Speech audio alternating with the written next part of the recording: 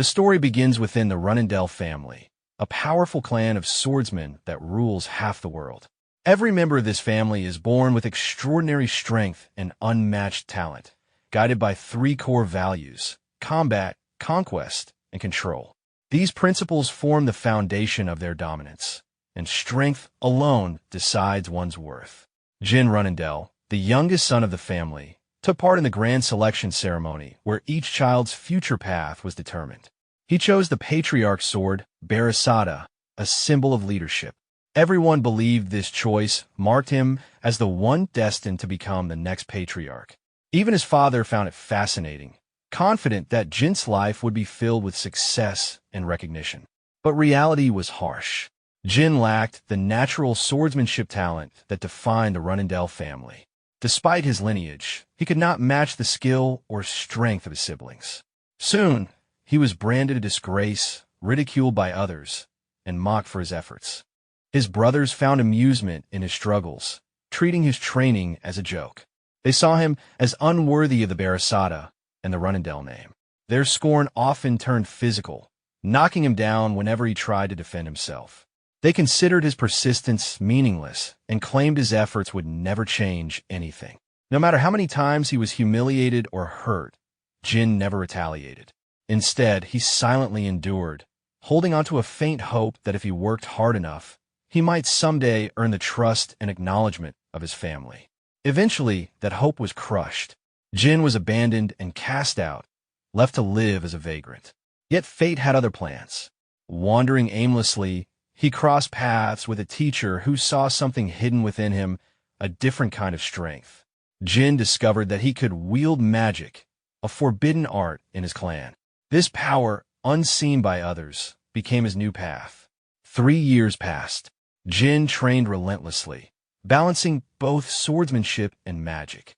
One day, his life changed again when he was suddenly pulled into darkness. There, he encountered Saderet, the god of shadows. The deity offered him a contract that granted him control over shadow powers and immunity to curses. During this encounter, Saderet noticed something unusual about Jin. A curse had bound him since birth, one known as Blade's Delusion. This curse suppressed his potential as a swordsman, explaining why he had failed all his life. Saderet lifted the curse and promised that Jin would now become a true swordsman. When Jin returned, he immediately tested his sword. His movements were smoother, faster, and sharper than ever before. For the first time, he felt the harmony between his blade and his magic. Everything he had struggled for finally made sense, and the strength he had dreamed of was now his reality. But destiny was not kind. Despite his newfound power, Jin was later ambushed and defeated in battle. Crushed beneath debris, he faced death again, wondering why he had been given a second chance only to lose everything once more. As his vision faded, the world around him dissolved into darkness. Then he opened his eyes and found himself standing in the sword sanctuary of his clan, his childhood surroundings. Everything was as it had been more than 20 years ago. He realized that he had returned to the past, to the moment when he first chose the Barasada. This time, however, things are different. The boy who once held that sword with uncertainty now grasped it with conviction. His family celebrated his choice, unaware that the weak child they mocked had been reborn with purpose. 6 years later, still too small to reach the top shelf, Jin had already vowed to rewrite his fate from the very beginning. Jin has been living in the Storm Castle for quite some time now, enduring its isolation while counting down the 3 remaining years before he's finally free. The place feels like a cage to him, where every day passes under strict eyes and silent walls. One morning, a maid enters his room and freezes in horror. There's a dead bird lying motionless on the floor. Jin quickly understands the situation. Only 2 people in the castle would pull such a cruel stunt: his mischievous brothers, Diatona and Tona, both 9 years old. The 2 stand outside, laughing as if they've just accomplished something amusing. Jin looks at them with quiet sadness, remembering how in his previous life these same 2 grew up to become murderers. Even as children, their hearts were already dark, mocking him by killing a helpless creature just to get his reaction. They start taunting him for not using the Barasada, the family's prestigious sword. Jin remains calm, but when Tona suddenly lunges forward to attack, he reacts instantly. He blocks the punch with ease, catching his brother completely off guard, and retaliates with a swift counter. Though Jin holds back his real strength, the blows he delivers are powerful enough to send a clear message. The once passive younger brother now shows no hesitation, leaving both of them bruised and stunned. After the scuffle, he warns them not to cross his path again. Moments later, Khan, one of the Guardian Knights, arrives and is shocked to see the state of the two young masters. Jin calmly explains that they simply fought each other, hiding the truth. Khan, although doubtful, suggests taking them to a doctor, but Jin refuses and instead orders that they be left exposed to the heavy storm outside, a harsh punishment meant to teach them the weight of their actions. Khan obeys but senses something dark emanating from Jin, a strange, almost sinister aura. It makes him suspect that the young master might have used mana. Realizing the truth behind the brothers' defeat, Khan decides to report everything to the Patriarch. Back in the Storm Castle, Jin notices Khan leaving to make his report and understands what's happening. He knows the knight must have sensed the use of Shadow Force, the power granted to him through his contract with the God of Darkness. This confirms that even after returning to the past, his shadow powers remain active, keeping him free from the curse that once crippled his swordsmanship. With that realization, he feels relief. In this life, he will not be remembered as the weakest swordsman. However, he soon faces a new challenge, a confrontation with his father, the Patriarch. After hearing Khan's report, the Patriarch orders the flag bearers to assemble, summoning 200 knights of the Runendell family. His return to the Storm Castle is nothing short of legendary. Mary, one of the flag bearers, is surprised by the sudden command, while her comrade Dia speculates that it might involve Jin. They had been in the middle of an intense battle when the order came, leaving everyone confused about why the Patriarch would summon them over a child. Luna, another flag bearer, signals them to stay silent, but curiosity lingers. None of them understand the real reason behind the Patriarch's interest in Jin. At the castle, a maid informs Jin about his father's arrival. He quietly wonders what exactly Khan reported. He suspects his father must have sensed something different about the energy he used, something beyond both mana and aura. He knows this meeting will determine whether his mysterious power will be seen as a blessing or a threat to the clan. The Patriarch, Kirin Runendell, arrives with his knights, his presence alone commanding silence. His sword gleams with authority as he immediately orders that Diatona and Tona be brought before him. When questioned about their behavior, the two try to twist the story, claiming that Jin attacked them with a strange, magic-like power. Their attempt to manipulate the situation fails. Kirin's expression remains cold and unmoved. He dismisses their excuses, warning that such weakness and deceit have no place in the family. After addressing them, he demands Jin's presence.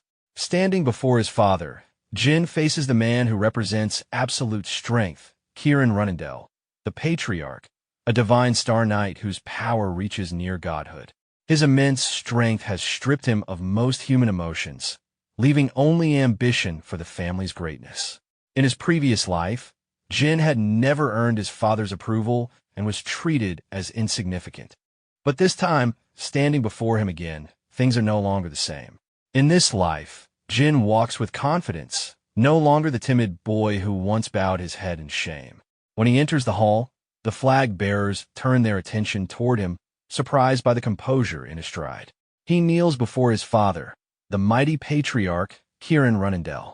The Patriarch questions why his son addresses him formally as Patriarch instead of father. Jin respectfully explains that it feels proper to use a title that reflects both authority and reverence. Impressed by his tone, Kirin proceeds to test him with the same question he had asked his brothers. Frustrated, yet composed, Jin responds that their mistake lies in revenge itself. He quotes the family's creed, that vengeance must always be carried out, regardless of who stands in the way. His answer silences the hall. With a wave of his hand, Kirin orders the knights and flag bearers to leave. The soldiers exchange stunned glances, realizing that Jin has passed his father's test. Mary, one of the flag bearers and Jin's elder sister, looks on with pride, finding it remarkable that her younger brother has earned a private audience with their father. Once the room empties, Kieran's attention sharpens. He brings up the topic of magic, reminding Jin that sorcery hinders true mastery of the sword. His voice turns stern as he demands to know the source of his son's power, warning that punishment awaits if the answer involves mana. Jin thinks quickly. He knows that revealing the god of darkness as the source would lead to disaster. Instead, he claims not to fully understand his power and decides to demonstrate it instead. As the energy fills the room, Kieran's eyes widen in recognition. The power Jin wields is Shadow Force, the same energy once used by the founding patriarch of their clan. Astonished, he realizes that his son can command both the sacred sword bearer Sada and the forbidden shadows. Curious, Kieran begins to speak of history long forgotten. He reveals that Sadaret, the god of shadows, once forged a pact with Tamar, the clan's first patriarch, granting the Runindels immense growth. After Tamar's death, Sadaret vanished, never again offering his strength to anyone, until now. Intrigued by this revelation, Jin asks if the god of shadows is stronger than even his father. Kieran pauses, then admits he does not know, as he has never faced a god in battle. Yet his tone carries a quiet confidence, one that only the strongest man in the world could hold. The patriarch even allows himself a faint smile, appreciating his son's curiosity and resolve. He then asks how Jin intends to use his newfound power. At first, Jin answers that he will use it for the prosperity of the clan. Kieran laughs at the dishonesty, having already seen through his son's nature. He knows the boy is cunning and ruthless, the same child who beat his brothers and left them to face a storm as punishment. Recognizing the futility of pretending, Jin admits that he intends to use the Shadow Force for himself. Instead of being angered, Kieran praises this honesty. He acknowledges the boy's ambition and decides to watch his growth closely. The meeting ends with a sense of mutual understanding. Jin leaves exhausted but satisfied, relieved that he no longer needs to hide his abilities. That night, memories of his past life resurface, of how invisible he once felt. This time, though, everything is different. His efforts are being noticed, and his strength no longer mocked. Later, Mary visits him, carrying a box as a gift. Inside lies the burning heart of a phoenix, a bizarre yet powerful offering. Mary, known as the Madwoman of the South and a six-star knight, tells him it's a challenge, a gift to help him grow stronger and someday face her in battle. The heart of a phoenix grants immunity to fire and accelerates one's growth, an incredible boon for a 7-year-old.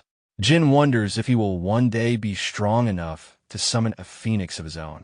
As he contemplates this, the maid Jill brings him soup. Before he can eat, his mischievous brothers appear, drooling at the aroma but too proud to ask for a share. Jin makes them a deal. They can have some soup if they complete a task for him. Desperate, the two agree and begin digging in the courtyard. Unaware of what they're uncovering, they eventually find a sealed chamber buried beneath the earth.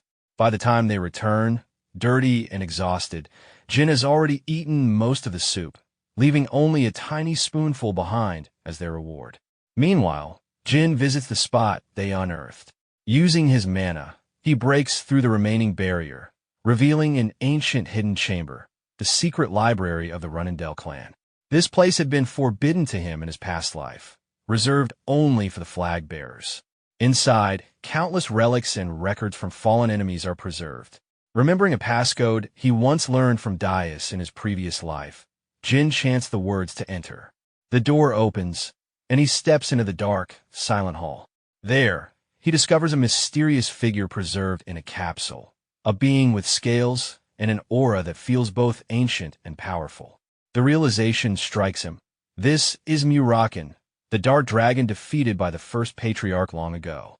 Standing before the legendary creature, Jin begins to explore the archives, searching for knowledge about the Kungan clan. The ancient language proves difficult to read, but instead of risking exposure by taking the books, he decides to copy their contents by hand. Day after day, Jin returns, quietly studying and transcribing the texts at home, determined to uncover every secret that the Runindel family once hid from him.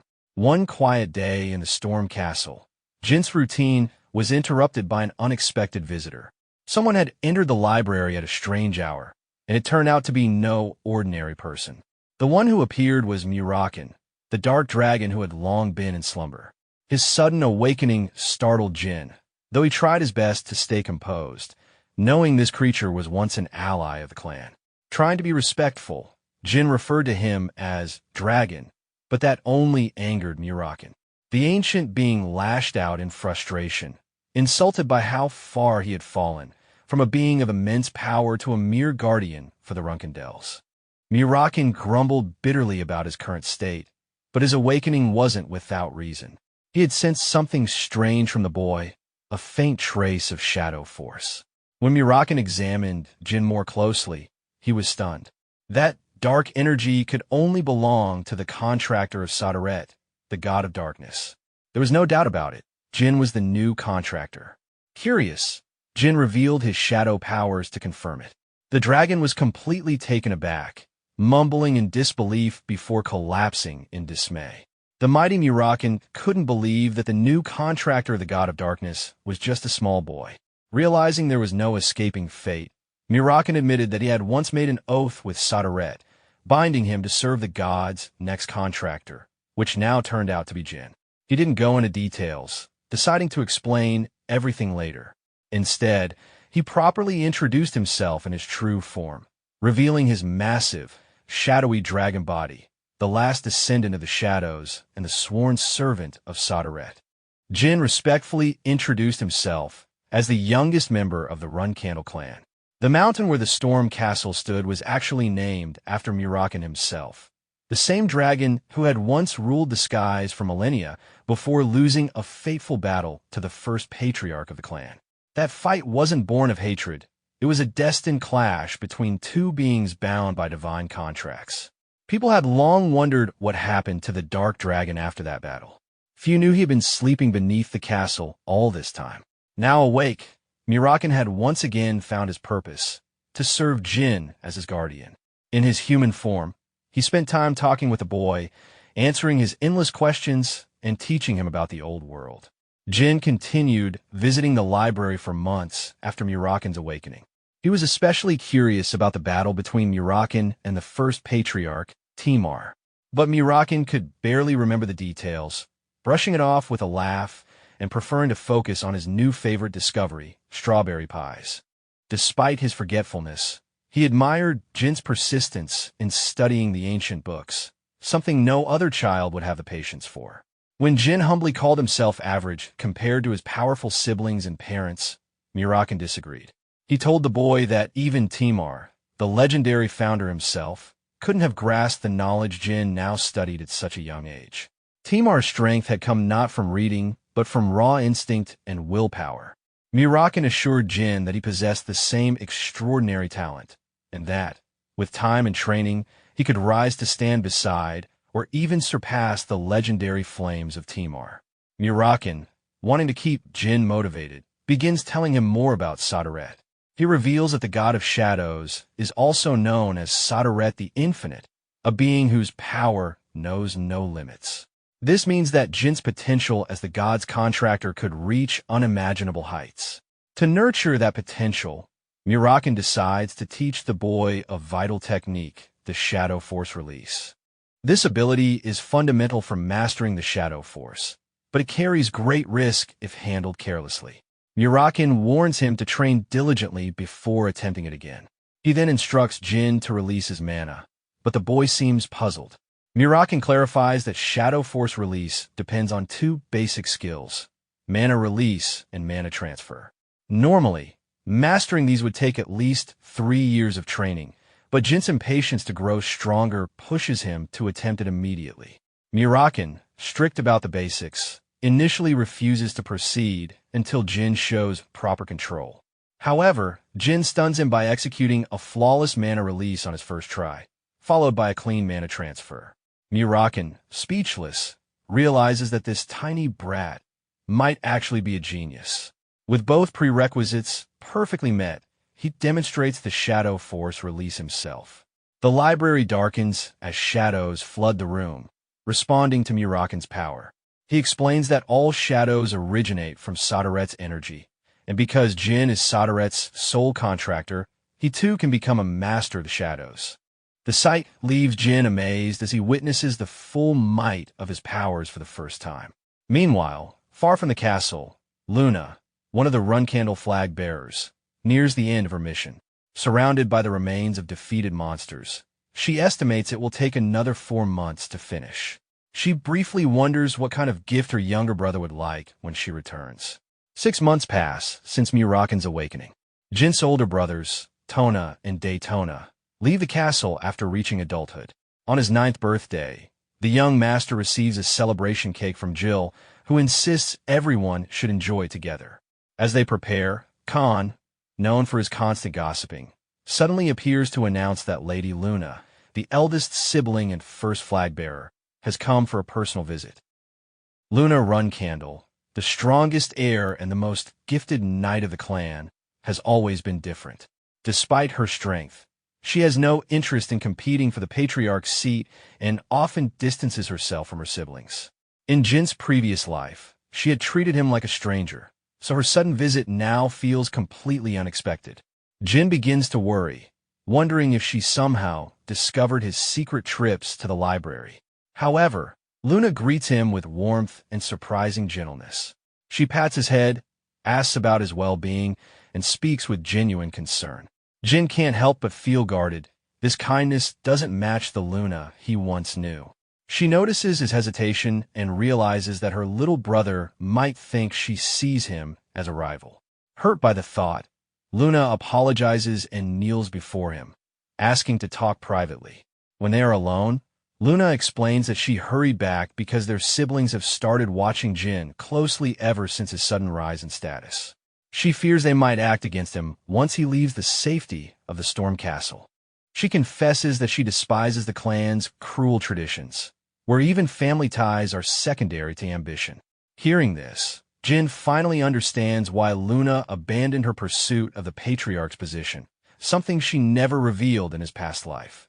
He admits that he won't back down, no matter the threat. Luna insists that her advice isn't meant to discourage him, only to protect him. When Jin mentions that he's already faced one assassination attempt, Luna's calm demeanor vanishes. Her aura flares with fury at the thought that someone dared to harm her brother within their own home. She demands to know the attacker's name, but Jin assures her he's fine and that he doesn't know who it was. Relieved yet still angry, Luna embraces her brother tightly, apologizing for the family's endless conflicts. Jin, feeling the warmth of genuine care for the first time, is quietly moved by her compassion. Not wanting to spoil his birthday mood, Luna presents him with a gift, a beautiful blue pendant, a rare moment of affection between siblings in a family built on rivalry. Luna instructs Jin to turn around and shows him the blue pendant she gave him. The necklace holds a powerful ability. Once shattered, it can summon Luna to his aid in dangerous situations. She gives it to him not only as a birthday gift, but as a safeguard, wanting him to be protected whenever trouble arises. They share a warm, heartfelt celebration before she must return to her duties, bidding him farewell. Later, Jin visits the library wearing the pendant, which surprises Muraken. The dragon recognizes it as a legendary treasure that once belonged to the demon beast king, a relic many had risked their lives to claim. The pendant not only enhances its wearer's abilities, but also grants immunity against weak spells. Jin explains its origins and realizes that Luna likely sensed Muraken's presence all along, but kept it a secret out of care for him. Muraken confirms this, understanding the trust and support Luna places in her little brother. Over the past years, Jin's early life, which he once expected to be slow and uneventful, had been full of growth and opportunity. He received rare gifts, honed his skills, and formed important relationships, things his previous self could only dream of. On his 10th birthday, he sparred with Khan, the guardian knight, demonstrating extraordinary strength for his age. Khan, impressed, recognized why the patriarch had maintained a close interest in Jin and paid him respect as his final mentor before the boy left the Storm Castle. Jin had also begun to feel the effects of Mary's gift, the Phoenix Heart, which gradually made him immune to flames. With his powers steadily taking effect, he prepared to leave the castle the following day. Jill packed his books for the journey, and he requested his usual strawberry pie as a snack. Arriving at the secret library to meet Murakin one last time, Jin wondered how they would maintain contact. Murakin, though currently weakened, reassured him that as Jin grew stronger, the dragon would recover in parallel. He planned to maintain a powerful hallucination of himself to deceive any onlookers until Jin reached adulthood. The dragon also enjoyed the treat Jin brought, delighted by the prospect of strawberry pie and the chance to celebrate. As Jin prepared to leave for the family estate, Jill reminded him that life would become far busier and she might not always be able to serve him personally.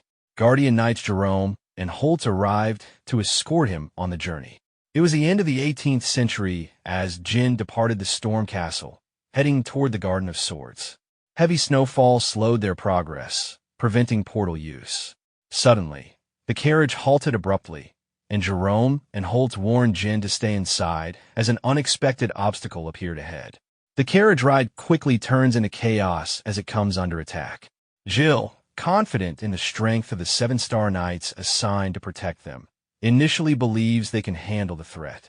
But Jin quickly notices something amiss. The attackers outnumber the knights 20-1, and it becomes clear that the guardians themselves have betrayed them. Realizing the danger, he orders an immediate escape. Jill unleashes her full power, shielding Jin as the carriage explodes, and they narrowly evade destruction. Jill wishes to take responsibility for the incident, but Jin insists there are more pressing matters. The attackers may not be what they seem. Some could even be allies posing as enemies. Observing the situation, Jin is surprised that they allowed him to escape, raising suspicions about their true intentions. It turns out that powerful factions, including the Yuta clan, the sorcerers of the Mel Kingdom, and the Black Mercenary Group, are all present to ensure his safety. Vice Captain Murka arrives to personally oversee Jin's protection, while the two imposter knights, posing as Jerome and Holtz, struggle against the superior forces. Jin, cold and calculating, commands action. Jill moves with astonishing speed, cutting down one imposter and crippling the other by severing both arms. Despite being a maid, Jill proves herself a formidable 7-star martial artist, far exceeding the expectations of anyone who underestimated her. The limbless imposter, shocked, warns that the age of the Runnindells will end. Surprisingly, Jin agrees. He acknowledges that his ambitions serve his own growth rather than the clan's. The imposter reveals his affiliation with the Zayla Sorcerer clan, a rival faction that has opposed the Runkindells for over a millennium. Following the death of Timar, they had imposed strict prohibitions on magic within the Runkindell family. The attacker is merely a pawn in a much larger scheme. Jin lets Jill handle the prisoner and reflects on the attack, concluding that it was likely the work of a Zeal extremist, not the clan itself. He thanks Vice Captain Murka for saving them, showing an unusual level of maturity and strategic thinking for a 10-year-old. Murka, astonished, recognizes the boy's ambition and instructs his men to treat Jin with the respect he deserves. With the immediate threat neutralized, they continue their journey on foot, heading toward the nearest village, a 2-hour trek. Jin ensures Jill is not blamed, knowing even a highly skilled knight like Khan was deceived. The young master's reflections drift to the past. Jill had always been his devoted caretaker, even in his first life, remaining loyal and protective despite his perceived lack of talent. She had suffered unjustly because of him, yet never once blamed him and had even apologized for any perceived failures. In that moment, Jin realizes that Jill is the only truly devoted person he has ever known. Jin makes sure Jill understands her importance, emphasizing that she is the only person he trusts for his protection. Jill reflects on his words, realizing he only scolded her to prevent unnecessary guilt, and she resolves to perform at her best. Upon arriving at the village inn, Jin senses that the transfigurator Buber Gaston might be involved. Known for his extreme dragon-based transformations, Buber caused massive chaos in the world before his capture in Jin's previous life. The boy contemplates whether to recruit him this time, though his schemes had nearly led to Jin's assassination before. Exhausted from training, Jin falls asleep while Jill tucks him in. When he wakes, he notices an annoying cat at his window, which he quickly realizes is Muraken in disguise. The dragon, frustrated at being followed, hisses and storms inside, accidentally tripping over the desk. Jill bursts in, ready to attack, but halts when she recognizes the intruder, the very dragon she had been baking pies for. Jin introduces Muraken as the guardian dragon of the clan, explaining their secret bond and the source of his powers, emphasizing that it must remain hidden. Jill, impressed and supportive, cautiously considers relying on Muraken despite his clumsiness. They proceed to the Mel portal, where Muraken's duty is complete. Jill refuses to elaborate on why she left her clan to join the Run Candles, while the portal staff grants them first-class teleportation seats in recognition of their high status. Jin notices a noble mage of the Zeoful clan seated nearby. Muraken quickly dispatches the impudent noble, leaving him shocked at Jin's composure. Another noble, Veridine, approaches, offering friendship, but Jin recalls that his men had nearly attacked Veridine's group previously. Jin responds with playful provocation, though he clarifies his intent, impressing and unnerving Veridine simultaneously. The young boy asserts that their fathers, both powerful figures, would never escalate a children's quarrel into war. Veridine admires Jin's boldness, but recognizes the potential complications of befriending him, opting instead to treat him as a lifelong rival. Jin, intrigued by the chaotic nature of the Zeoful clan, prepares for the teleportation. As the portal activates, he reflects on the challenges and alliances ahead, ready to face the next stage of his journey. Before teleportation ends, Veridine expresses excitement at the thought of meeting Jin again, but the boy remains stoic, unwilling to give him that chance. Once arrived, Petrov, the second assistant butler, welcomes him to the Garden of Swords, the sanctum of blades reserved for the most prestigious Run-and-Dell family members. Weapons marked here represent the pinnacle of honor. In his previous life, Jin had aimed for the same recognition, but failed due to naivety and weakness. Now, with cunning and skill, he anticipates navigating the household more effectively. Jin meets his mother, Rosa Run-and-Dell, while Sarone notices the cat he brought, instantly sensing the boy's pride in claiming it. Jin names the cat Kitty Run-and-Dell, much to the disdain of his brothers, but he explains he wants to take responsibility for it. By giving the cat his family name, he commits to defending it, and anyone who harms it will face his wrath. The patriarch appreciates his decisiveness, hoping the older siblings stay vigilant and do not underestimate him. 4 years later, Jin is now 14 and a 2-star knight. After finishing a training session with Garen, he prepares to train with Luna. Preferring solitude, he eats lunch with his cats instead of his family. Velop, a meek cadet soon to be expelled, serves him. Though Velop is weak and has low grades, Jin encourages him to take pride in his abilities, reminding him that being a Run-and-Dell cadet is an achievement in itself. Jin reflects on the tragic future of a peer, Philip, and vows to help him survive and thrive this time. Training with Luna intensifies.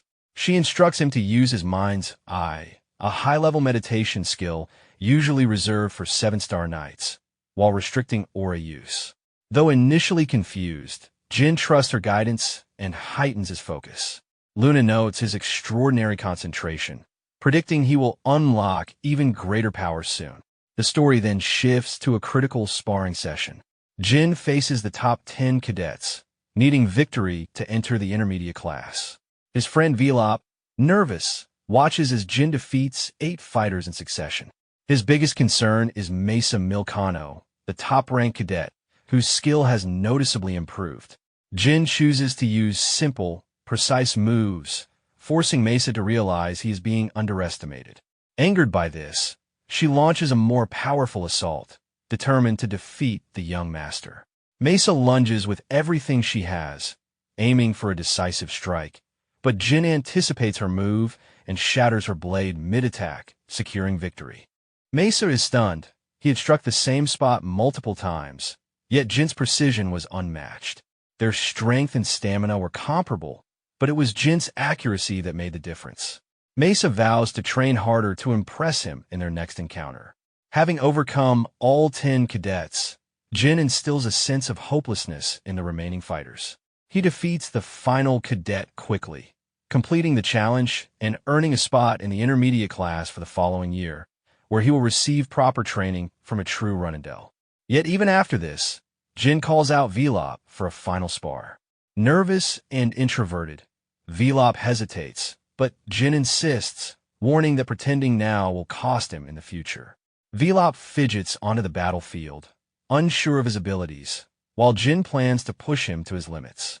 The fight begins, and though Velop blocks Jin's powerful attack, he struggles under the onslaught. Jin gives him no mercy, testing his resilience and skill. Slowly, Velop's true potential awakens. A golden aura envelopes him, amplifying his attacks. Mesa warns Garen that Jin's life could be in danger, but the boy insists the duel remains secret so Velop can unlock his full power. Velop strikes with everything he has, shattering Jin's blade. Despite this, Jin counterattacks, capturing Velop in a headlock. Then, unexpectedly, he releases him, a gesture of mercy. Jin explains his intent. He wants Velop to grow strong, not to dominate him. In their clan, kindness alone isn't enough to survive. Jin encourages Velop to protect his beliefs and get along with others through strength. Later, Jin fetches lunch for both of them, showing care beyond just martial skill. Khan reports this act of consideration to Seer, who is proud of his son and ready to assign Jin his first mission. At the start of 1795, Jin turns 15 and is promoted to a 3-star knight. He gets a brief break from training as the intermediate class prepares to use real swords, handcrafted for each cadet. Luna eagerly joins him to help select his weapon. She initially presents a massive sword she once wielded at Jin's age, but he hesitates, feeling it unsuitable. Undeterred, Luna chooses a new weapon, the Brahmani, a legendary blade of the first patriarch and a perfect match for Shadow Force users. Jin is thrilled. This weapon is one he would have coveted in the future, yet Luna gives it freely. She tells him no repayment is necessary, understanding his guarded nature toward her. Luna reminds him that, despite sibling rivalry, her love and support are unwavering. Having experienced loneliness herself, she hopes Jin will never endure the same isolation. Returning to training, Jin wields the Brahmandi excitedly, showing it to Muraken. The dragon, unimpressed with Jin's current skill, warns him that mastery of the Shadow Force is required to unlock the weapon's potential. Muraken insists Jin should aim for 5-star proficiency before attempting full activation. Defiant, Jin refuses to wait, hoping to reach his goal by the next year, which only aggravates Muraken further. To push the dragon's patience, Jin picks up his book and threatens to tear it apart, cementing his bold, headstrong nature. Jin barrels forward. Fortunately, Jill arrives with news that Garen wants to see Jin for a mission briefing. Surprised, Jin listens as she explains that his first mission will begin immediately after the break. Though proud to finally receive a real task, he's a little confused by the timing. Why right after the break? Jill warns him that missions are brutal, even for intermediate cadets, and advises him to prepare mentally. Intrigued, Jin decides to question Garen directly about the assignment. When he enters the room, Garen informs him that he'll be leading a mission with 10 novice-class cadets. They'll be split into groups of 2 and sent to scout the border area of the John Kingdom, a location far too dangerous for beginners. The task feels suspicious to Jin. Such a mission should never involve novices. He wonders if his father is behind these harsh conditions and whether Velop might somehow be connected. Still, Jin accepts the challenge without hesitation, determined to prove that his resolve and skill can withstand any test. 4 days later, the team sets out on their mission to rescue Simberbill of the Bill family. They set up camp near the border and begin their operations, exchanging reports daily through rotating groups. As team leader, Jin enforces discipline but ensures everyone rests when needed to keep their strength up. He's impressed when Velop, acting as their communications mediator, reports there are no werewolves nearby. It's a good sign, but something still feels off. Even though everything appears to be going smoothly, Jin can't shake his unease. His instincts tell him there's more to this mission than meets the eye. The area beyond their current zone, Area 13, is known as the Land of Half-Men, a deadly territory where cadets like them shouldn't be operating. Jin's cautious side urges him to aim for a clean, efficient victory without wasting energy. But his unease proves justified when Velop rushes in with alarming news. Group 2 has been attacked by human assailants. 3 attackers are confirmed, but there could be more. Wasting no time, Jin orders the others to return to base while he and Velop move to confront the enemy.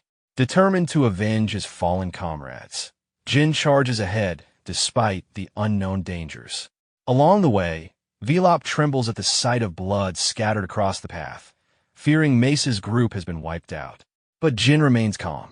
There are no remains or torn bodies, which means there's still hope. Finding a blood-soaked bandage, he deduces that Group 2 changed routes after sensing another threat nearby. He quickly assigns tasks. Sierra is to go with Eddington and David to regroup, while Jin and Velop pursue Group 2 directly. They soon find the missing cadets locked in battle with their attackers, though Mesa herself is nowhere to be seen. Without hesitation, Jin orders Velop to strike the enemy on the left. Channeling Shadow Force through his weapon, Jin's blade gleams with dark power as he lunges forward, instantly killing one of the assailants. Velop attacks the second, but Jin finishes him from behind with a clean slash, ending the fight in seconds. Interrogating the last surviving attacker, Jin demands to know Mesa's whereabouts. His expression turns cold as he gives the man 2 options, both leading to his death. Terrified, the assailant confesses that they belong to the Kinsalo faction, a terrorist group that once disguised themselves as revolutionaries to assassinate the king of the John Kingdom. Their true goal, however, is world domination. When Jin presses for details, the man admits he doesn't know much. He's just a pawn, but there's a nearby base housing 20 martial artists and sorcerers. As for Mesa, the attackers were ordered to kidnap female cadets for political leverage. After extracting all the information he can, Jin ends the man's life without hesitation, unwilling to show mercy to those who threaten his clan. An hour passes since Mesa's abduction. Jin tells his team to recover and request reinforcements, but he has already made up his mind. He'll infiltrate the enemy base alone. His comrades try to stop him, insisting it's suicide to face 20 opponents, but Jin silences them. He's the leader, and it's his duty to protect his people. He orders Velop to take command in his absence, then disappears into the shadows. With resolve burning in his chest, Jin races toward the enemy stronghold, determined to save Mesa before it's too late. He knows he can't defeat 20 trained enemies head-on, so his strategy is clear: rescue, not destruction. Activating his detection magic and combining it with wind sense, he enhances his perception to trace their movements. The moment he closes in on the enemy's location, Jin's instincts scream a warning. From the surrounding darkness, multiple figures burst out of hiding. The ambush has begun. With Shadow Force amplifying his speed and strength, he slices through the first wave of enemies, creating a narrow path forward. The assailants, realizing they're facing a formidable opponent, regroup and attack in coordinated pairs. Jin adapts instantly, predicting their movements and countering with preemptive strikes. Even though the odds are stacked against him, his mastery of precision and Shadow Force allows him to control the battlefield. Amid the chaos, Jin spots traces of Mesa's movement. Her footprints are faint, but visible thanks to the detection magic. He diverts his path slightly, evading a powerful strike from a particularly large assailant. Turning around, the young man muttered that it meant that they would not dare touch the share of the one who was more important, and for now there was a chance to save Mesa.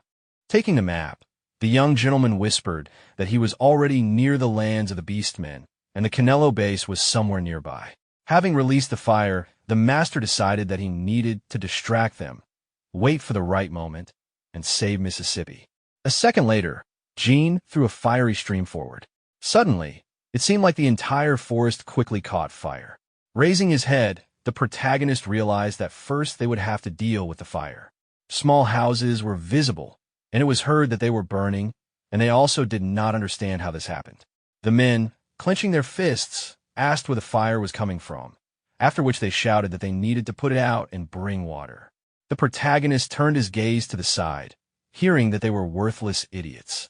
The big guy opened his mouth wide and clarified whether they did not know how to put out a fire and ordered the mages to use water or ice magic, and the guy wondered if he was the one in charge here. A moment later, the young man ran behind the house, and an appeal to the boss was heard that they were not succeeding.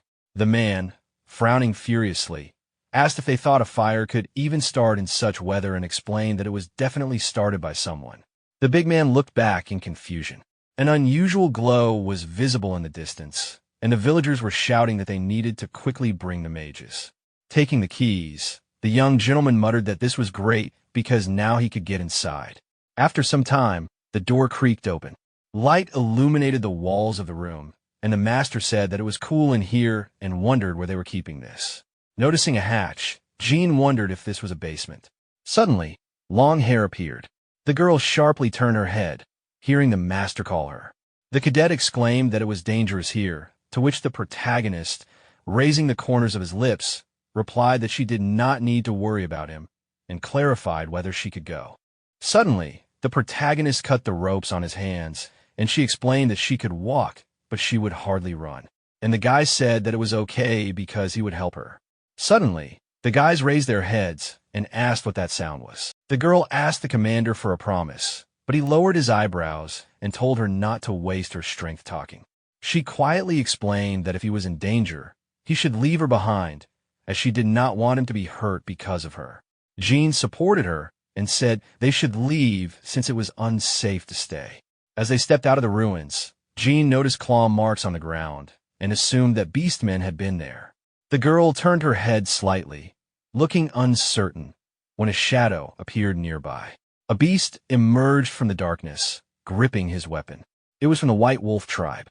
Mesa said she would draw the creature's attention, asking Jean to escape, but she was attacked from behind before she could act.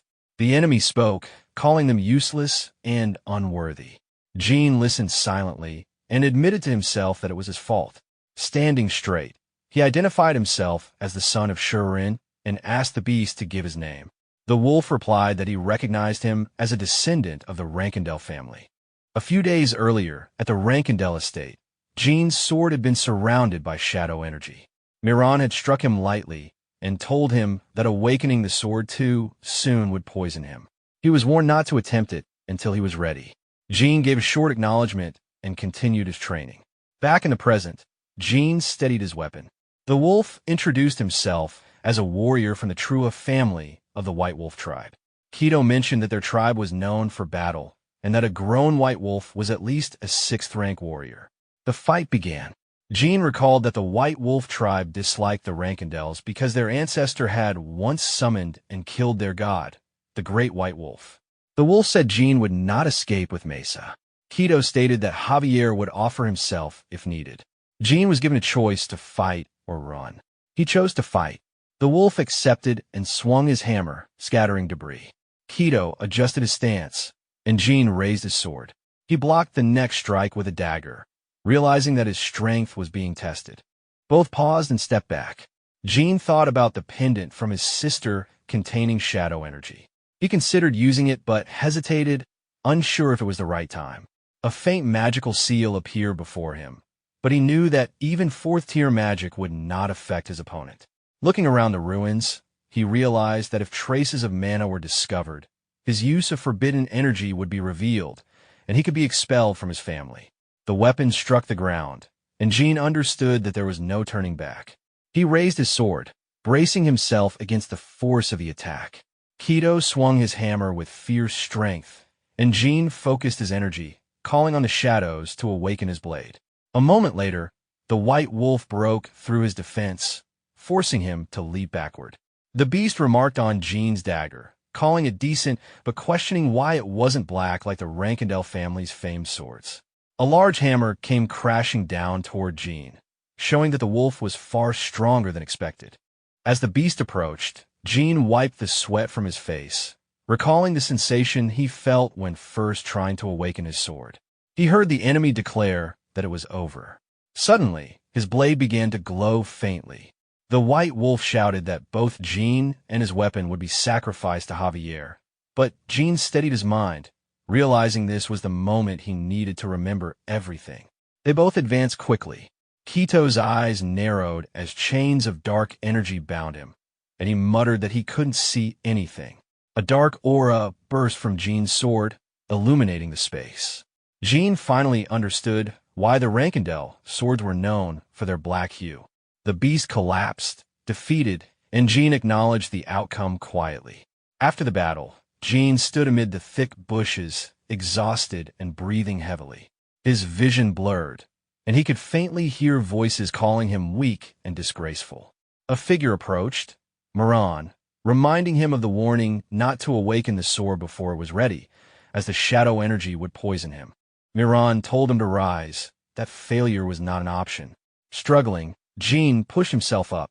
A magical shell formed around him, and he realized he had to control and release the shadow energy. The power surrounding him was unstable, but he tried to calm himself. When he placed his hand on his chest, the pain faded, though the sensation was strange. His body hadn't changed, but he could feel the energy of the shadows moving within him. Jin managed to stand and decided he needed to find Mesa and leave the ruins. As he searched, he noticed movement among the debris. A blond man appeared, trembling and pleading not to be harmed. Jin asked if he was from Canelo, but the man denied it, introducing himself as Simber from the Kingdom of Jin. Recognizing him, Jin replied that he had been sent to locate him. Simber, moved to tears, expressed joy at meeting a Rankindel, while Jin brushed it off, saying he was only fulfilling his duty. As they walked, Jin asked how Simber had been captured, believing he had only gone missing. Simber explained that he had gone to find the woman he loved. When Jin asked if they planned to escape together, Simber replied no, saying she had died 2 years ago. Jin was taken aback as Simber described how everything about her, her face, voice, and even the birthmarks on her hand, was exactly as before. He admitted it might sound irrational, but he was certain it was her. Jin lowered his gaze, suspecting that this could be the work of B.R. Bear, someone capable of creating perfect imitations. He noticed an unfamiliar emblem on the ground and considered that the kidnappers might have targeted Simber for money. Yet, the coincidence seemed too strong, and he wondered if B.R. Bear and Canelo were connected. The last time Jin had seen B.R. Bear was when he was 10 years old. He decided he needed to meet him again to uncover the truth. Looking toward the distance, Jin thought about how B.R. Bear's atelier was located in the capital of the Carano Principality. He resolved to visit when he advanced to the next group. Simber thanked him for listening, and Jin told him reinforcements would soon arrive, so they should return. Simber asked if Jin had called for the guard knights, and Jin quietly confirmed that he had, both for the mission and for him. Back at the estate, the aftermath was subdued. Jill offered a bath and care. Murakin scolded him about using the pendant recklessly and reminded him of the danger of shadow poisoning. Jin listened, acknowledged the risk, and accepted the need to recover. Word of the encounter spread quietly through the clan. A 5-star cadet had faced a white wolf warrior and survived by igniting the heart of his blade. The result raised questions rather than answers, and Jin set his focus on training, on hiding the sources of his power, and on following the next steps his family would require. The brothers looked disheartened, calling the situation terrible. Mu smiled faintly and asked what they were whispering about, wondering if they were scared of what would happen once the youngest joined their group. Though the brothers denied it, Anna caught on and told them not to lie to their older sister. Turning her gaze aside, she added that she despised lies so much that it made her want to rip out their tongues. Terrified, the brothers admitted their fear, and the 9th standard bearer asked if they wanted her help. When they asked how, she explained that they could make use of the new situation, not to miss their chance, and even take their slaves if needed. Soon after, the advanced group appeared, a place where strength ruled and both 3rd and 5th rank knights trained under the same roof.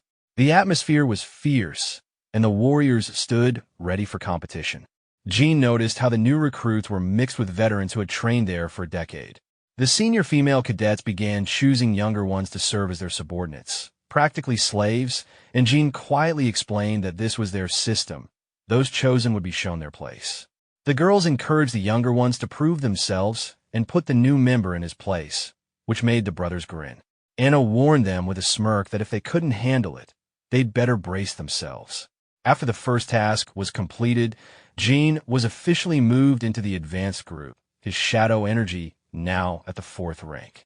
As he wiped his neck with a towel, he reflected that if he wanted to master it properly, he needed to reach the 6th rank in fencing within 5 years.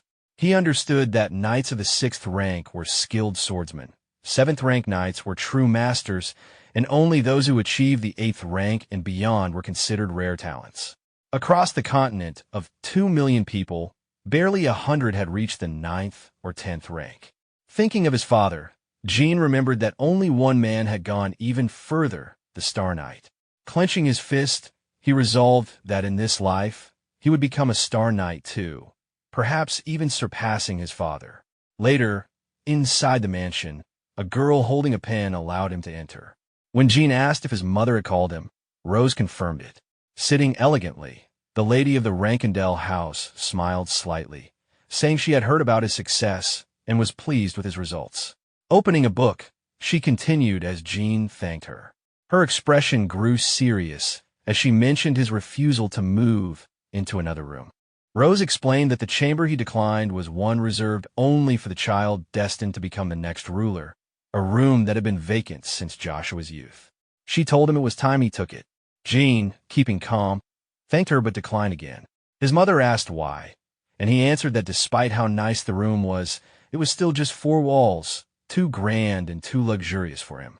She pressed further, asking if he truly did not wish to live there, and Jean, with quiet resolve, said that he had already made up his mind. Rose tapped the table lightly and dismissed him. As he left, she rested her chin on her hand, wondering whether her youngest son lacked greed or had far too much of it. In her thoughts, she pictured Jean standing surrounded by blades, realizing that the room she offered was meant for the heir of the Rankendell family. She knew that accepting it would bring power and influence, but also jealousy and danger. Closing her eyes, Rose acknowledged that he likely understood this was her way of testing him. She decided to wait and see how he would perform in the intermediate class from here on. After some time, Jean stood with his hands on his hips and announced that starting tomorrow, they would be transferred to the intermediate training class, which was divided into several factions. The cadets listened carefully as he explained that their group would be entering a place filled with territorial disputes and constant aggression. Still, he assured them that they had nothing to fear since he would not stand by if something happened. He added that once he gained full control of the intermediate class, such problems would disappear entirely. Until then, he instructed everyone to move in groups of 3, even outside training sessions, and not to act alone. The group acknowledged his orders without hesitation. Under the daylight sky, Zed stood before a crowd of warriors, hands behind his back, and told them to pay attention. He announced that 10 new recruits had been accepted this year, while 27 had dropped out. The cadets listened nervously as he explained that the newcomers would gain experience under mentors in the intermediate class, emphasizing that he would only teach them swordsmanship and assess their abilities. The senior member of the Rankendell family added that every other problem, except for murder, had to be handled independently. Jean thought about this quietly, his lips pressed together. Zed then raised his voice, repeating that Rankendell did not need weaklings, a chant quickly echoed by the other cadets until the training grounds were filled with shouts. Jean sighed inwardly, realizing that the display was meant to intimidate them. Looking around, he noticed the twin brothers among the crowd and recognized a veteran warrior standing behind them, someone clearly beyond their ability to handle alone. He assumed they had gained the support of Mu and Anna, their sisters. Observing the situation, Jean understood that they were attempting to scare the new recruits, but he intended to make them see who they were really dealing with. Without hesitation, Jean stepped forward. The twins were startled and muttered that there was no reason to worry since their sisters would back them up. His sword gleamed under the light as he swung it in front of one of the warriors. The crowd froze in shock. A deep wound appeared on the man's arm, and within seconds, it was severed completely. The man screamed in agony while Jean calmly called for a doctor, remarking that he was not the one who should be afraid, it was them. Daytona, stunned, asked if he had lost his mind. Jean, sweating slightly, turned to the wounded cadet and asked for his name. After receiving an answer, he questioned whether the boy understood why he had cut off his hand. The cadet drew his sword, shouting for him to fight again. Jin turned toward the brothers and said he was speaking to Kajin, promising to accept the duel later and telling them to stay quiet. Kajin's instructor shouted angrily, demanding how Jin could behave like that after crippling his student. But Jin, unfazed, asked if that cadet belonged to his faction and explained that the boy's bloodthirsty glare had provoked his response. The surrounding warriors were speechless, unsure of how to react. The atmosphere grew tense, and many realized this was no simple skirmish. It was the start of a struggle for dominance. Zed clenched his jaw and muttered that Jin had given a fitting response to those who tried to suppress him. Meanwhile, the injured Kajin writhed in pain. The elder member of the Rankindel family noted that thanks to the twins' interference, the cadet's place in their faction was now secure. Shurin, Jin's younger brother, explained that Jin's actions weren't unpredictable, but rather a bold move tied to Rankindel's long-standing tradition of power contests. Jin stood before the crowd and ordered the recruits to listen. He told them they could challenge him or attack suddenly if they wished, but if he saw even the slightest sign of hostility, he would retaliate without hesitation. The recruits stiffened, sweat beading on their foreheads. Just then, a voice called out, identifying him as the 13th and youngest son, his eyes glowing red, and demanded to know if Jin truly believed he could act this way before him. Jin answered plainly that he did. When asked why, he calmly explained that he was certain his real fight wouldn't be against the twins, but against him. The crowd fell silent, shocked by his words, as Zed raised a hand, a magical flash sparking to life between his fingers. He repeated the question, asking if Jin truly intended to fight him, remarking that it sounded quite interesting. His tone hardened as he ordered Jin to explain himself, warning that depending on his answer, he could lose his head right there. Jin met the threat with narrowed eyes. Though his cheek was bruised and his breath measured, he stayed calm. Closing his eyes briefly, he remarked that the elder was resorting to intimidation inside a classroom, using his unique technique in front of the students. The air trembled as Zed attacked, the weight of his strike creating a sharp gust that rippled through the room. Jin stood his ground, silently enduring the impact. Chiron clenched his teeth and asked if Jin disliked how the students were being frightened and had caused this commotion because of it. Jin quietly confirmed that, aside from that point, everything else was as said. His honesty startled the watching cadets. Zed lowered his sword slightly and asked why he had chosen to wound another cadet instead of simply issuing a challenge.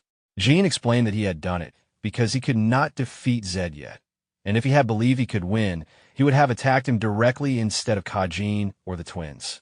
The Elder Knight's grip on his weapon tightened as he questioned whether Jin valued his life too little or was depending too much on his position as the Patriarch's son. Jin calmly denied both, saying that standing by just because his opponent was stronger wasn't how a Rankindel should act. Zed regarded him in silence for a moment before noting that while life might fade quickly, honor would last far longer. The elder's brothers exchanged confused glances. Then Zed broke into laughter, calling Jin's boldness foolish but impressive.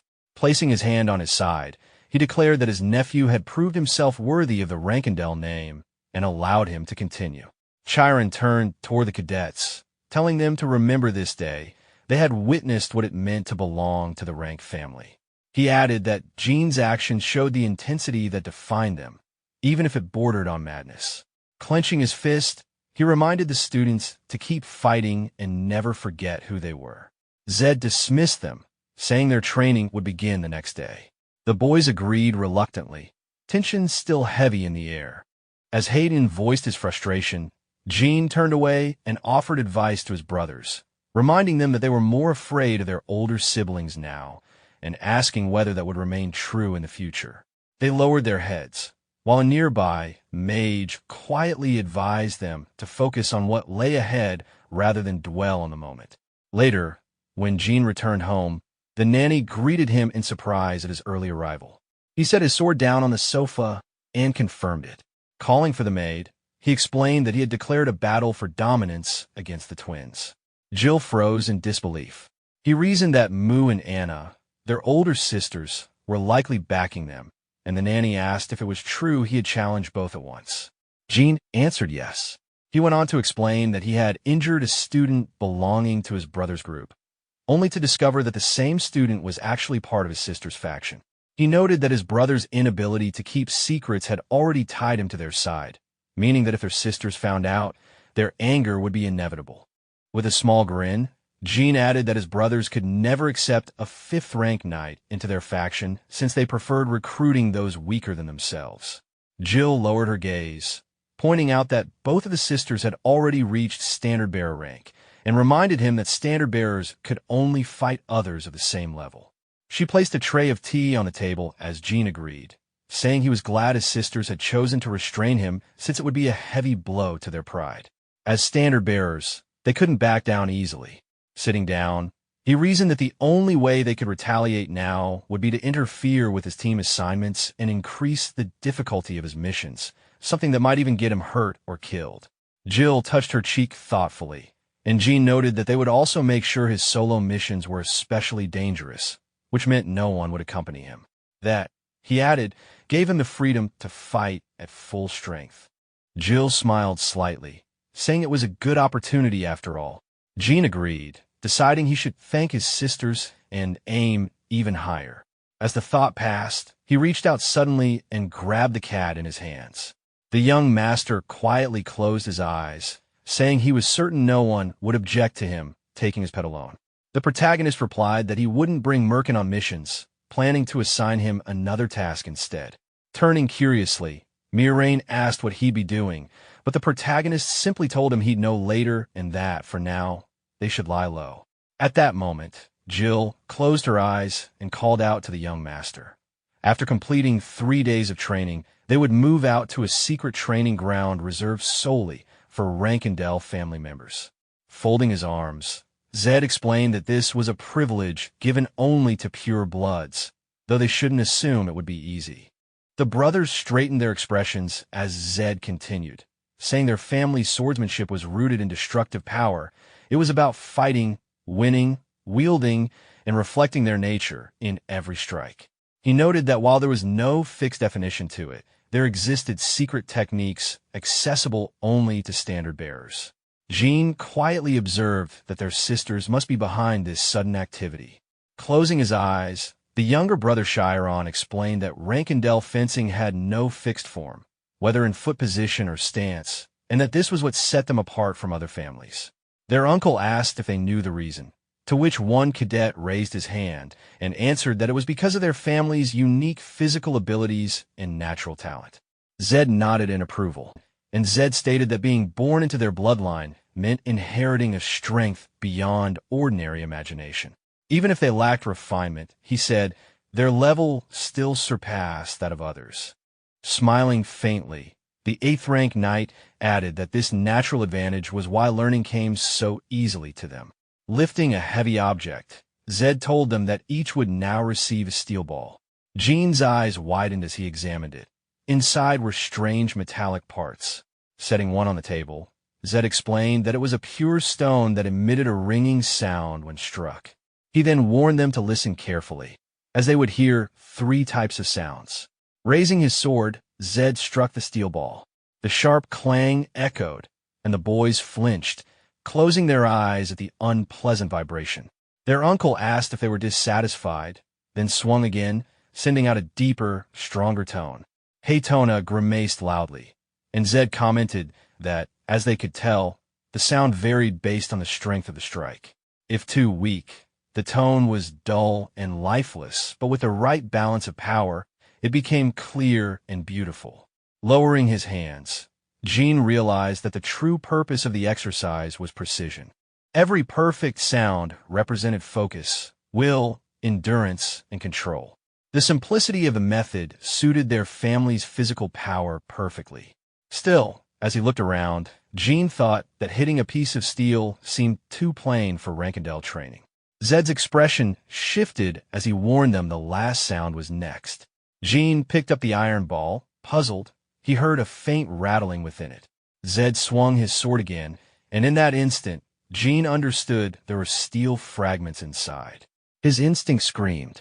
Reaching out, he yelled for his brothers to get down. The steel ball cracked. A blinding flash, followed by a thunderous explosion, filled the room. White smoke covered everything. Lying on the ground, Jean exhaled heavily while Haytona, dazed, touched his head, unsure what had happened. Zed's voice broke the silence, asking if the youngest had a good reaction. Lowering his blade, he explained calmly that striking too hard would always end like this. The 8th-rank knight smiled faintly, saying they had learned the lesson and that training would begin now. He noted with pride that they were the first since Luna to escape unscathed. As they stood up, Chiron thoughtfully remarked that most of their siblings have been trained by Zed, so this intense start was just tradition. He added that he hadn't expected anyone else to survive it without injury. Jean raised a hand, asking how Luna had avoided being harmed. Zed closed his eyes, saying Jean might be disappointed to hear it, though at least it seemed to irritate his brothers. Jean accepted that calmly. With a faint magical shimmer surrounding him, Zed explained that Luna hadn't dodged at all. She took the explosion head-on and was so strong that she hadn't received even a scratch. Cover her face as firelight flickered across the room. Zed rested his sword against the floor, saying that, regardless, it was time to begin proper training. Pointing downward, he instructed them to keep striking until they could create a clean, resonant tone at any time and under any condition. All three nodded in acknowledgement. As daylight filtered through the high windows, a maid entered with a soft smile, greeting the young lady. Thanking her, the girl accepted the cup of tea the nanny placed before her. After a pause, the nanny recalled something the girl had said earlier, something about danger within the family, and quietly asked if she truly believed that someone in the Rankindel household wanted to kill. Settled into a chair and calmly mentioned that he suspected the young ladies Mia and Anna. Based on how closely they'd tried to monitor the protagonist, he believed they might be involved. Luna agreed that it seemed possible, but admitted she couldn't be sure if they were really reckless enough to attempt something so dangerous inside Boré Castle. She lowered her head, noting that it was forbidden to compete for inheritance against anyone residing within the castle walls. If their father ever discovered such an act, the entire family would be thrown into chaos and their lives would be in danger. The nanny turned slightly, asking whether there was a chance the young master had either lied or misunderstood the situation, and Luna explained that he'd only been 10 years old at the time, so both possibilities existed. Still, she added that the family had been investigating for 5 years without finding anything, which made it doubtful he had lied, and Luna recalled that he had been unusually cautious around her. The reflection in her cup showed her thoughtful face as she explained that it wasn't shyness, it was fear. He'd felt genuine danger in the air. The nanny wondered aloud if they should look deeper into Mia and Anna. Luna reached for her cup, saying she was more concerned by the lack of results after so many years. It felt unnerving, almost as if something was deliberately hidden. The maid admitted that she, too, was worried, fearing that the siblings might even harm Luna. Luna looked away and mentioned that she had already lived past her 30th birthday, implying that Nanny's concern might be unnecessary. Resting her chin on her hand, she quietly added that she only hoped her younger brother was doing well. The nanny asked if she was referring to Master Jed's training, and Luna confirmed it, explaining that he was experiencing the effects of her training methods aimed at strengthening the eyes and mind. She closed her eyes and murmured that the pure stone exercises were rough, but she was certain he was fonder. The next day, the scene shifted to the training grounds, where 4 hours had already passed. Jean frowned, realizing this session had gone on longer than any before. Exhaustion was setting in, and he found it unbearable. Zed finally announced a short break, allowing the cadets to catch their breath. Jean sat down and reflected that he had initially thought the training was meant to control strength and sharpen the mind, but now he understood it was about amplifying destructive power. He recalled how his uncle struck the pure stone so effortlessly and realized he still lacked the necessary physical force. Gripping his sword with both hands, he decided he needed to channel his aura more precisely, concentrating it until every strike produced the perfect tone. He reminded himself not to rush, If his brothers could do it in their past lives, so could he. Zed watched the group quietly. Hyona gritted his teeth, complaining about the break, while Zed noted that everyone was holding up better than expected. Daytona, closing his eyes, muttered that this didn't feel like a break at all. As a faint magical aura formed around Jean, Zed's eyes narrowed with interest. This child, he thought, might be capable of surpassing Luna's record. Later, as the session ended, Zed told Jean to inform his brothers that if they intended to act foolishly tomorrow, they shouldn't bother coming. Jean nodded and walked off, while Zed thought about how the twins had lasted longer than expected and still displayed the qualities of true Runkas. But his thoughts lingered on Jean. He clenched his fists, silently questioning why someone like that had to be the youngest. With a frustrated sigh, Zed muttered that if Jean had been born 10 years earlier, all the power of the Rankindel family might have gathered in his hands. It was, he thought, a great loss. A month later, the cadets assembled in the central square for their next stage of training. An informant stood before them and announced that the middle class had been given their first official missions. Those whose names were called were to step forward. The first task was a security mission, guarding new recruits of the Blacksmith Association, while Houston and Waiting were appointed as the guards. The second task involved exterminating demonic beasts, specifically orcs, in the unprotected lands of the Kurano Principality. Reading from the list, the informant began calling out names, and several cadets, including Mesa and Bellup, reacted with alarm. He explained that around 24 orcs had been sighted and needed to be wiped out. Since these creatures usually moved in small groups, the cadets were told to prepare mentally and give it their best effort. With that, the man concluded his announcement, wishing them all good luck, while Daytona turned to his partner, muttering that the group consisted entirely of new recruits, poor souls who would likely return half-dead. Training continued without spectacle. The family's secret regimen moved from basics to the pure stone exercise. Zed also announced a separate, targeted assignment.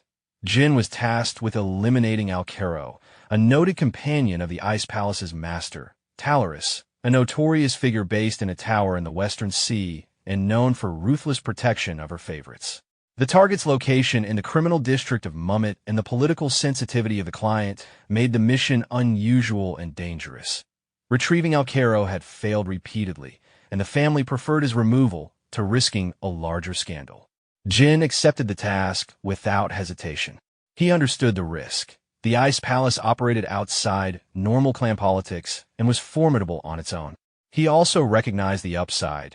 Completing such a commission would test his abilities under pressure and force him to rely on his training and judgment. Zed approved the acceptance, noting Jin's directness and composure, and the clan prepared to move out. The man folded his arms and stated that they would depart in 2 days. The twins, surprised, asked if their younger brother was really going to Mummet. Zed replied that Jean had said he was ready, so there was no reason to stop him. He reminded them that training was suspended during missions and told the twins to make sure their personal training wouldn't interfere with their duties. They nodded in agreement. Hatton called out to Jean, who turned away slightly and asked what he wanted. The boy raised his fist, telling him that if he ever found himself cornered, he should reveal his identity as a member of the Rankindel family, assuring him that no one would dare touch him. Jean found it unexpected that they were concerned for him. The twins quickly clarified that they were only saying this so he wouldn't die before they had a chance to defeat him themselves. Striking the steel ball, Jean told them to decide who they liked more before he came back. Their expressions tensed as he added that they should figure out whether they preferred their sisters or their younger brother. The 8th rank knight called out to the twins, and they both turned in unison. As Jean walked away, the uncle explained that the younger one was trying to tell them not to oppose him. Zed added that they should listen if they wanted to live a peaceful life. 2 days later, Mesa approached Jean and asked if he was heading to Mummet. He confirmed it. She noticed that his hair looked different, and he explained that it was part of his disguise since he couldn't appear there as a Rankindel. A sword rested in its sheath as he mentioned that his mission was different from theirs and that he needed a separate teleportation gate. He asked if they were on an extermination mission, which they confirmed. Noticing their somber expressions, Jean asked if something was wrong.